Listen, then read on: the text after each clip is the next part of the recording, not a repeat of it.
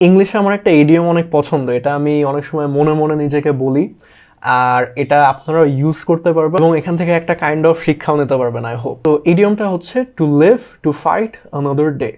এখানে ফাইটের জায়গায় অনেকে সিও বলে, to live to see another day. তো এই ইডিয়মটার মিনিং হচ্ছে যে একটা খুব বাজে সিচুয়েশন সার্ভাইভ করে পুনরায় চেষ্টা করা। তো ধরেন আপনি খুবই বিশ্রী একটা সিচুয়েশন ফেস করছেন বা খুবই বড়সড় একটা ফেলিয়ার ফেস করেছেন, বাট আপনি আবার চেষ্টা করতে চান। সো এই ভিডিওটা যদি এরকম কেউ দেখে থাকেন যারা হচ্ছে আইএলটিএস আগে একবার দিয়েছেন, খারাপ রেজাল্ট আসছে, so what, your living two fight another day. And এটার একটা প্রপার সেন্টেন্স দিয়ে যদি একটা এক্সাম্পল দিই যে we didn't win the game this time but we live to fight another day। তো এই ইডিয়মটা যদি অ্যাকচুয়ালি বুঝে থাকেন তাহলে এটাতে একটা সেন্টেন্স ক্রিয়েট করার চেষ্টা করেন। আমি এটা রিভিউ করে দিব, আমি কমেন্টগুলো চেক করি, অনেক সময় রিপ্লাই দিতে ভুলে যাই, বাট আইল চেক।